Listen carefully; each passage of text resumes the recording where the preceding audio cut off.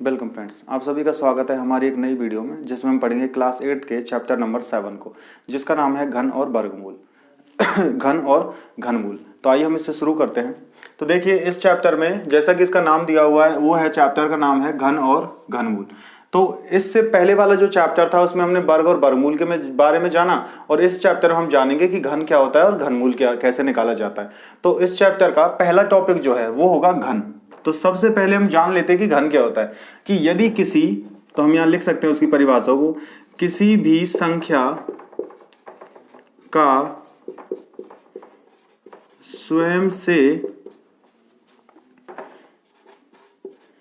3 बार गुणा करने पर प्राप्त मान उस संख्या का घन कहलाता है।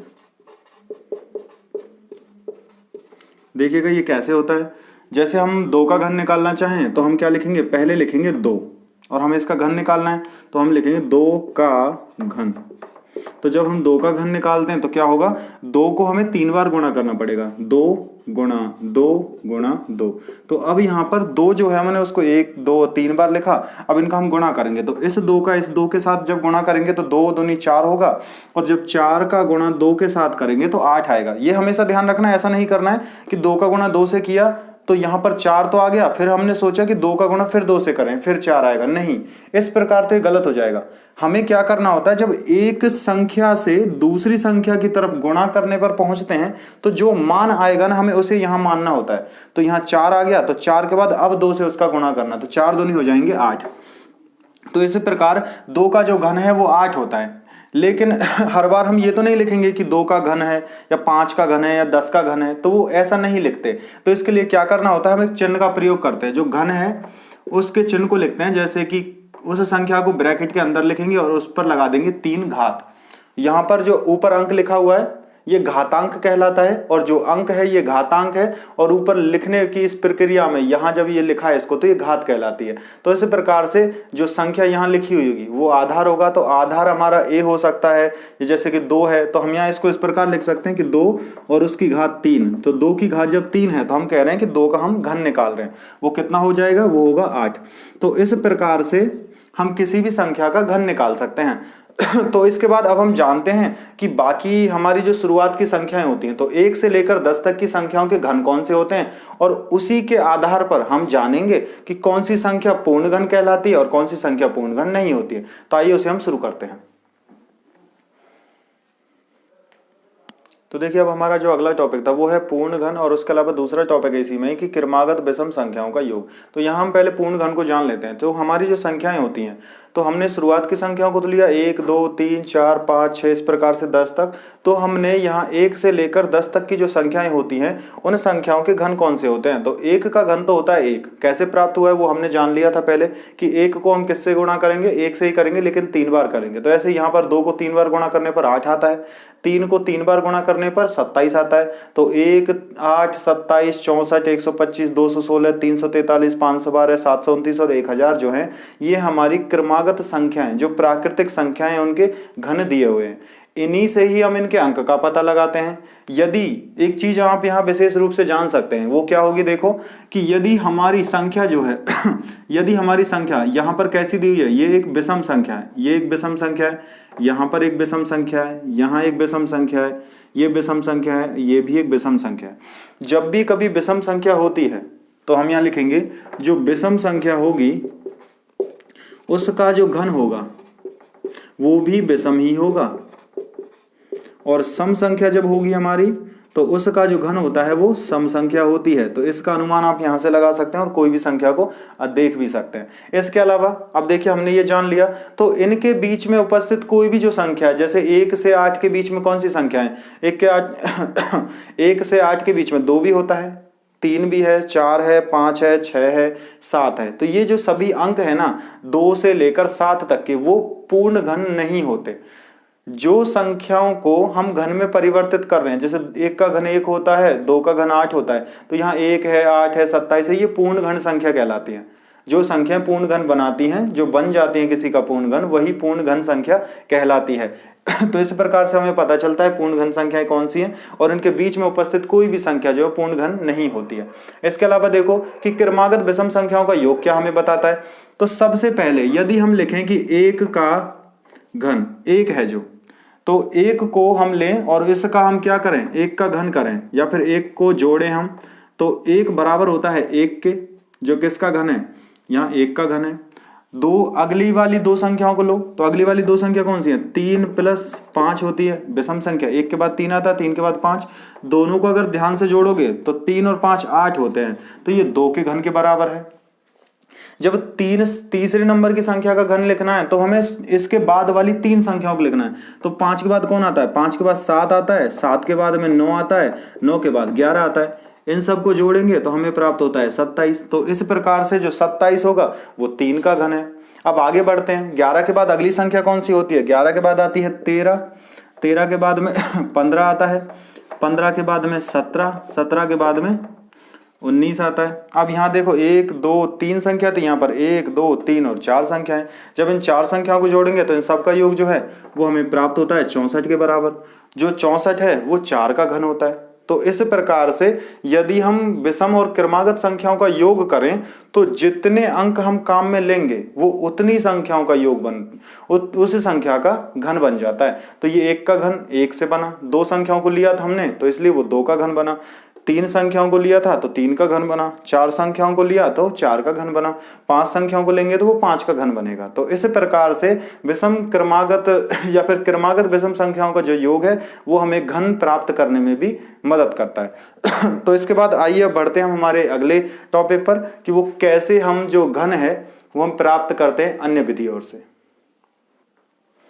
तो देखिए अब हमारा अगला टॉपिक है घन और उनके अभाज्य गुणनखंड।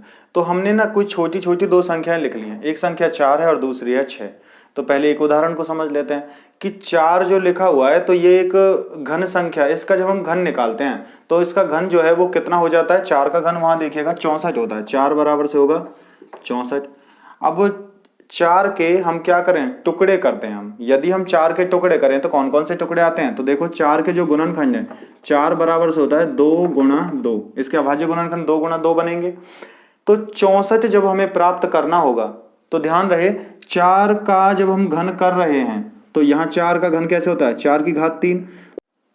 तो देखिए इसमें अब जब हम 4 का घन करते हैं तो 4 की घात 3 लिखेंगे। उसी के अनुसार हम जब इसके अभाज्य गुणनखंड 2 और 2 लिखे हुए हैं तो इनका भी जब हम घन करेंगे, जैसे इसका घन किया था तो हमें यह मान प्राप्त करने के लिए 64 जो है इसके घन से प्राप्त होता है। तो हम क्या करेंगे, तो इसका घन लिखेंगे। तो देखो 2 की घात 3 × 2 की घात 3, क्योंकि दोनों का घन लिखना होगा। आप इसको हल करके देख सकते हैं क्या यह सही है या फिर गलत है। तो देखिए जब 2 की घात 3 को हल करते हैं तो हमें 8 प्राप्त होगा, गुणा 2 की घात 3 को दोबारा हल करेंगे तो 8 प्राप्त होगा, 8 × 8 करने पर हमें मिलता है 64। और यहाँ जो 4 था 4 की घात 3 करने पर भी 64 ही आता, तो इसलिए हम कह सकते हैं कि 4 की घात जो 3 है वो 64 के बराबर हो जाता है। तो यहाँ जो हमने इनके अभाज्य गुणनखंड किए तो जो संख्या हमें पहले से मौजूद थी जब उसका हम घन करते हैं तो वहां उनके अभाज्य गुणनखंडों के भी हमें घन करने होते हैं, तभी ये दोनों समान होते हैं। इसी को हम यहाँ पर दूसरे उदाहरण के साथ समझ सकते हैं। तो देखिए यहाँ पर पहले से 6 लिखा हुआ है, तो जब 6 को हम देखें कि 6 का घन कितना होता है, 6 का घन जो होता है वो 216 होता है, 216 आएगा 6 का घन जो है। ऐसे यहाँ पर 4 का जो घन था वो था 64। तो यहाँ अब 6 जो है 6 के हम गुणनखंड करें तो 6 के गुणनखंड कितने होते हैं, 2 × 3 होते हैं। इसके अलावा यहाँ देखिए 2 × 3 हमने इनको लिखा। अब 6 का हमें घन करना तो क्या करेंगे, 6 का घन बराबर से तो हमें 2 और 3 दोनों के ही घन करने होंगे। तो 2 का घन करने पर कितना आएगा, 2 की घात 3 × 3 का घन करने पर 3 की घात 3 होगा। और अब इसको हम हल करते हैं तो 2 की घात 3 करने पर 8 आता है और 3 की घात 3 करने पर आता है 27। इसके बाद में अब ये किसके बराबर था, 6 की घात 3 के। तो यहाँ देखो 6 की घात 3 बराबर हो जाएगा, इन दोनों का जब गुणा करते हैं तो 216 मिलता है हमें, तो इसमें लिखेंगे 216। तो अब हम कह सकते हैं कि जो 216 है वो किसके बराबर है, 6 की घात 3 के बराबर तो है ही, साथ में ही वह इसके अभाज्य गुणनखंड जो हैं उनके भी घन के बराबर होता है। इसको और एक नई विधि से भी आप जान सकते हो, क्या कर सकते हो उसके लिए हम यहाँ पर जो हमने यहाँ पूर्ण घन थे, उनका अगर हम गुणनखंड करके देखें तब भी इस बात को सिद्ध किया जा सकता है। तो देखो एक के लिए हम इसको सिद्ध करके देखते हैं कि क्या ये काम करता है नहीं। तो देखो हमने लिखा जैसे कि 64 में 2 से भाग देते हैं, 2 से भाग देने पर हमें क्या प्राप्त होगा, 2 से भाग देने पर हमें मिलेगा 32, फिर 2 से भाग देते हैं, 2 से भाग देने पर हमें यहाँ पर प्राप्त होगा 16, फिर 2 से भाग देते हैं तो यहाँ 8 आएगा, फिर 2 से भाग देंगे 4, फिर 2 से भाग देने पर 2 और अंत में फिर 2 से भाग देने पर 1 आता है। तो अब यहाँ देखिए यहाँ पर 1 2 3 और इस प्रकार से 2 जो है वो 3 बार तो यहाँ आ गया, तो हम लिखेंगे 2 की घात 3 गुणा, फिर दोबारा से 1 2 3, तो इस प्रकार से 2 की घात 3 फिर से यहाँ आ गया। तो अब हम आसानी से कह सकते हैं कि जो 64 है वो भी 2 की घात 3 गुणा 2 की घात 3 के रूप में होता है, जैसा कि हमने इसको यहाँ सिद्ध भी किया था। ऐसा ही ये भी होगा, आप चाहें तो इसको यहाँ हल करके देख सकते हैं। तो आइए अब हम बढ़ते हैं हमारे अगले टॉपिक पर, जिसमें हम जानेंगे कुछ और चीजों को भी। तो देखिए अब हमारा अगला टॉपिक है पूर्ण घन बनाने के लिए गुणज। तो जैसे मान लीजिए हमारे पास एक संख्या दी हुई है 108, अब हमें पता लगाना है कि क्या ये संख्या पूर्ण घन है या नहीं है। अगर नहीं है तो किस संख्या से हम इसमें गुणा कर दें फिर ये किस में परिवर्तित हो जाए, पूर्ण घन में परिवर्तित हो जाए। तो इस प्रकार के सवाल को करने के लिए हमेशा हमें आवश्यकता होगी कि हम इसके अभाज्य गुणनखंड करें। तो देखो 108 है तो इसके अभाज्य गुणनखंड करेंगे, पहले 2 से इसमें भाग देते हैं, 2 से 10 में 5 बार भाग जाएगा और 8 में 4 बार, फिर 2 से भाग देते हैं 54 में, तो यहाँ पर आएगा 2 और यहाँ पर 7, फिर 3 से भाग जाएगा, 3 से भाग देंगे 27 में तो 9 बार भाग जाता है, फिर 3 से भाग देंगे 3 बार और 3 से भाग देंगे तो 1 बार। अब हमें यहाँ पर देखना है कि कौन कौन सी संख्या हमें गुणा में मिली हैं। तो यहाँ पर जो इसके गुणनखंड है तो इसमें 2 जो है वो 2 बार आया है, 2 गुणा 2, और फिर इसमें 3 गुणा 3 गुणा 3 है, तो गुणा 3 गुणा 3 गुणा 3। यहाँ जो 3 है वो तो घन बन चुका है, जो 2 है वो घन नहीं बना। तो हम किस अंक का इसमें गुणा कर दें ताकि यह संख्या पूर्ण घन में परिवर्तित हो जाए। तो ये 3 था वो तो पूर्ण घन बन गया, तो 2 को पूर्ण घन बनाने के लिए हमें आवश्यकता होगी कि इसमें हम गुणा 2 और कर दें। तो ये जो 2 है यहां इसका गुणा इस संख्या में होना बाकी है, तो इस पूरे गुणनखंड में 2 का गुणा करने पर क्या होगा, 2 के भी जोड़े बन जाएंगे। तो इस प्रकार से यहां पर जो 108 है इसमें 2 का गुणा कर दें, तो हम लिखें कि 108 गुणा 2, तो जो हल हमें अभी प्राप्त होगा तो वो एक पूर्ण घन संख्या होगी। तो देखो जरा 2 का गुणा 8 से करेंगे तो 16 का 6 हासिल 1, 2 का गुणा 0 से करेंगे 0 और 1 हासिल का 1 यहाँ आ जाएगा, 2 एकम 2। तो जो इस प्रकार यह संख्या 216 में परिवर्तित हो जाएगी और वो अंक हमें भी मिल गया। तो जिस अंक का हमें जिस संख्या की हमें आवश्यकता थी कि कौन सी संख्या इसका गुणज होगी ताकि हम उस संख्या को पूर्ण घन में परिवर्तित कर दें, तो वो 2 होगा।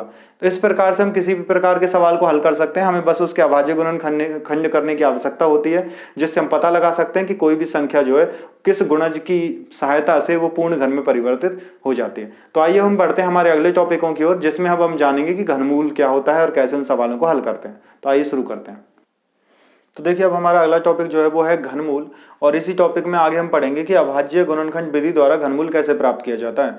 तो सबसे पहले हम जान लेते हैं कि घनमूल क्या होता है। जो घनमूल है उसको हम इस चिन्ह के द्वारा लिखते हैं। यदि हमें किसी संख्या a जो है उसका घनमूल निकालना, तो क्या करेंगे, पहले इस तरह से वर्गमूल जैसा चिन्ह लगाएंगे और इस वर्गमूल के साथ में यहां हम कुछ अंक नहीं लिखते, वर्गमूल के समय पर हमें लिखना होता है 2, और जब हम घनमूल निकालते हैं तो हमें यहाँ पर 3 लिखना होता है। तो इसका मतलब है कि हम वहां क्या कर रहे हैं, घात को 3 के आधार पर, जो घात है ना उसको 3 के आधार पर भाग कर रहे हैं, जिससे हमें वो संख्या का घनमूल प्राप्त हो जाता है। तो इस प्रकार से जब कोई संख्या हमें दी हुई है तो उसको इस चिन्ह के द्वारा लिखकर हम उसका घनमूल प्राप्त करते हैं। तो हमें देखिए अब अगला सवाल जो है तो हमें सवाल इस प्रकार से होता है अभाज्य गुणनखंड विधि द्वारा कि घनमूल कैसे प्राप्त किया जाता है। तो घनमूल प्राप्त करने के लिए करना क्या होगा, जैसा कि घनमूल की परिभाषा भी है। घनमूल की परिभाषा कहती है कि किसी भी संख्या के जो गुणनखंड हैं यदि उनको समान अंकों उसमें आए और वो 3 बार के जोड़े में हो, 3 बार में वो दिए गए हों, जैसे कि अगर किसी संख्या के गुणनखंड में 2 आता है और 3 आता है तो 2 भी 3 बार आना चाहिए और 3 भी 3 बार आना चाहिए, तभी वह संख्या घनमूल में परिवर्तित हो सकती है, जहां उसका जो घनमूल है वो 2 गुणा 3 होगा। जो अंक 3 बार आया है उसको 1 बार काम में लेना होता है, और जो दूसरा अंक 3 बार आया था उसको भी 1 बार काम में लेंगे और दोनों का गुणा कर देंगे, इससे हमें घनमूल प्राप्त होता है। तो आगे देखो ये सवाल है 3375, अब इसका हमें घनमूल निकालना। तो क्या करेंगे, अभाज्य गुणनखंड विधि के लिए 3 3 7 5, अब इसका हम अभाज्य गुणनखंड करते हैं। तो सबसे पहले यहाँ देखते हैं कि क्या 3 से इसमें भाग जाएगा, क्योंकि 2 से तो भाग नहीं जा सकता। तो 5 और 7 12, 12 और 3 15, 15 और 3 18, 18 योग हो रहा है सबका, तो इस कारण से हम कह सकते हैं 3 से भाग जाएगा। तो 3 से हम भाग देते हैं तो यहाँ आएगा 1, यहाँ पर भी 1 और उसके बाद में 7 में भाग देंगे तो 2 बार जाएगा 6 और 1 बचेगा, फिर यहाँ भाग देंगे तो 5 आ गया। अब देखिए 5 और 2 7 और 1 8 और 1 9, फिर दोबारा से 3 से भाग जा सकता है। तो 3 से भाग देंगे तो 3 3 9, अब यहाँ पर बचे 2 और 2 को 2 के साथ लगाने पर 22, तो 3 7 21। इसके बाद 1 बचा तो 1 के साथ 5 लगने पर 15 हो जाएगा, 3 से 15 में भाग देंगे तो 5 बार भाग जाएगा। अब देखते हैं 7 और 3 10 और 5 15, योग 15 हो रहा है, इस कारण से फिर से इसमें 3 से भाग जा सकता है। तो 3 से भाग देते हैं तो हमें प्राप्त होगा 1, यहाँ पर 2 और यहाँ पर 5 प्राप्त होगा। तो इसके बाद अब आगे देखो कैसे हल होता है कि 125 दिया हुआ है और 125 में किसी और संख्या से भाग नहीं जाए, क्योंकि 5 और 2 7 और 1 8 हो रहा है योग, तो इस कारण 3 से भाग तो नहीं जाएगा। और अब हम भाग दे के देखेंगे 5 से, क्यों? क्योंकि जिस संख्या का इकाई अंक या तो 0 हो या फिर 5 हो तो उस संख्या को 5 से आसानी से काटा जा सकता है। तो यहाँ देखो 5 से भाग देंगे, 5 से भाग देने पर क्या आएगा, यहाँ पर आएगा 2, यहाँ पर 5, फिर 5 से भाग देंगे तो हमें प्राप्त होता है यहाँ 5 और फिर दोबारा 5 से भाग देने पर हमें यहाँ प्राप्त हो जाएगा 1। तो इस प्रकार से अब इसके जो गुणनखंड हैं वो कौन कौन से बन गए देखो जरा। तो इसके जो गुणनखंड बने हैं, 5 जो है वो 3 बार आया है और जो 3 है वो भी 3 बार आया है। तो हम यहाँ क्या लिखेंगे, 3 गुणा 3 गुणा 3 और उसके बाद गुणा 5 गुणा 5 गुणा 5। तो यहाँ पर 5 को 3 बार लिखा गया है और 3 को भी 3 बार, तो 3 को हम नीचे एक बार उतार लेंगे और 5 को भी एक बार उतार लेंगे और दोनों का जो गुणा करने पर अब मान प्राप्त होगा 3 गुणा 5 बराबर से 15। तो अब हम कह सकते हैं कि संख्या 33 और 75, तो इसका जो घनमूल है वो बराबर से 15 होगा। तो इस प्रकार से हम किसी भी संख्या का घनमूल निकाल सकते हैं और यह विधि कहलाती है अभाज्य गुणनखंड विधि। तो इस प्रकार के अन्य सवाल भी आप कर पाओगे। उसमें आपको क्या करना है, मात्र अभाज्य संख्याओं से भाग देना है और ये भाग की प्रक्रिया तब तक होती है जब तक अंत में हमें 1 प्राप्त नहीं हो जाता। और इन सब के हमें 3 3 के रूप में जोड़े बनाने हैं, उस संख्या को एक बार लेके गुणा करना होगा और अंत में हमें वो हल प्राप्त हो जाता है। तो आइए अब हम बढ़ते हैं हमारे अगले टॉपिक पर, जिसमें हम जानेंगे कि किसी संख्या का जो घनमूल निकालते हैं तो अनुमान के आधार पर कैसे निकाला जा सकता है, वो हमें कैसे मदद करता है। एक चीज और, तो इसमें आप यहाँ देखिए, जैसे हमने 1 का घन 1 का घन करते हैं तो 1 आता है, 2 का घन करने पर 8 आता है, 3 का घन करने पर 27 आता है। उसी प्रकार से इनको विपरीत क्रम में लिखें तो यहाँ पर तो हम इसको कैसे लिखेंगे, इनके अंकों के साथ में। जैसे हम मान लीजिए हम 27 है तो 27 का अगर हमें घनमूल निकलना है तो हम लिखेंगे 27 और उस पर ये चिन्ह लगाएंगे, तब हमारा जो उत्तर है वो कितना कहलाएगा, 3 कहलाएगा। तो इस प्रकार से हम इन संख्याओं को भी परिवर्तित कर सकते हैं। तो ये अंक थे तो इनसे घन मिला, तो जब इन पर ये चिन्ह लगेगा तो इनका घनमूल हमें मिल जाएगा वहां पर। तो अब इसके बाद हम बढ़ते हैं हमारे अगले टॉपिक पर, तो आइए उसे भी शुरू करते हैं। तो देखिए अब हम बढ़ते हैं हमारे लास्ट टॉपिक पर, वो है अनुमान से घनमूल। तो किसी भी संख्या का अनुमान लगाकर कुछ संख्या को देखकर हम कैसे पता लगाएंगे कि उसका घनमूल क्या होगा। तो हमें बस घनमूल का अनुमान लगाना होगा, कैसे निकालते हैं। तो देखिए सबसे पहला हमारा सवाल हमने यहाँ पर लिख दिया है, वो है 17576 17,576 यहाँ संख्या लिखी हुई है। अब बस हमें इसका घनमूल पता करना है। तो घनमूल इसका कैसे निकालेंगे, इसका घनमूल निकालने के लिए हमें कुछ चरण की आवश्यकता होगी, तो हमें उनको जानना है। तो पहले नंबर पर क्या काम करना है, दी गई संख्या को दाईं ओर से, ध्यान रखना है, दी गई संख्या को दाईं ओर से हम 3 अंकों के जोड़े में बांटेंगे। तो यहां लिखेंगे संख्या को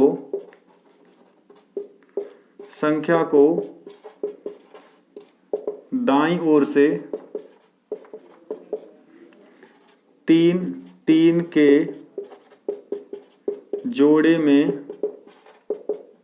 बांटना, पहला काम हो गया। तो 3 के जोड़े में देखिए बांट रहे हैं, तो पहले संख्या लिख लेते हैं 1 7 5 7 6, तो 3 का जोड़ यहां बन गया। अब दूसरे वाले में चाहे कम अंक रह जाए कोई बात नहीं, लेकिन अगर अंक होते तो हम उसमें भी 3 अंक ही लेते। तो यहां पर देखो, तो जितना है उतना लिखेंगे। अब उसके बाद जो पहला अंक था, पहला हमने जोड़ा जो है हम यहां लिखेंगे। तो इसमें नंबर 2 पर दाईं ओर के समूह, जो ये दाईं ओर का समूह यहां पर बना हुआ है, इसका इकाई अंक देखेंगे। दाईं ओर के समूह का इकाई अंक देखकर उसका घनमूल अंक लिखेंगे। तो इसका घनमूल अंक कहां से पता चलेगा हमें? तो देखो इसका जो अंक है, तो सबसे पहले देखो इसका इकाई अंक तो 6 है। जब इसका इकाई अंक 6 है तो इसका मतलब ये सम संख्या है, और इसका जो घनमूल होगा ना वो भी सम संख्या में ही होगा। तो यहां देखो 6 इकाई अंक किसके पास होता है? तो 6 यहां होता है 216 के पास है, जैसे तो 6 जो है वो 6 के पास होता है। तो इसीलिए इसका इकाई अंक जब यहां 6 है तो हमें उसका जो घनमूल में जो अंक मिलेगा वो भी 6 ही मिलेगा। तो हम इसका इकाई अंक इसके लिए क्या लिख देंगे? यहां लिख देंगे हम 6। तो पहला अंक तो हमें मिल गया। अब इसके बाद अगला स्टेप क्या होगा? नंबर 3 पर चलते हैं। जो दूसरा समूह है, अब ध्यान से देखना, जो दूसरा समूह है, अब हमें यह पता लगाना है ये किन दो संख्याओं के घनमूल के बीच में आता है। तो दूसरे समूह, अब लिखेंगे हम दूसरे समूह का पता लगाना कि वह किन दो संख्याओं के घन के मध्य आता है। तो देखो जरा यहां दूसरा जो समूह वो कितना है? वो सिर्फ 17 लिखा हुआ है। तो 17 कहां आता है? 17 देखते हैं हम यहां पर। यहां 17 देखो, ये 27 हो गई, तो 64 है, 27 और 8, तो यहां 8 और 27 के बीच में आता है। तो हम यहां क्या कहेंगे? जो 17 है वो कहां मिलता है हमें? 2 के क्यूब और 3 के घन। तो यहां जो 2 का घन है वो तो होता है कितना? 8 होता है ये तो, और ये वाला होता है 27। तो इस प्रकार से ये 8 और 27 के बीच में आता है। तो इन दोनों के बीच में ये आ रहा है। अब इसके बाद में हम आगे बढ़ते हैं। अब हमें अगले स्टेप पर चलना होगा। तो नंबर 4 स्टेप क्या कहता है? जो छोटा घन है, जब हमने इसको दो घनों के मध्य वाली संख्या के रूप में व्यक्त कर दिया, तो इसमें जो छोटा घन था ना उसके अंक को हम लेंगे। तो हम यहां लिखते हैं, अब हम छोटे घन वाली संख्या के अंक को लिखते हैं।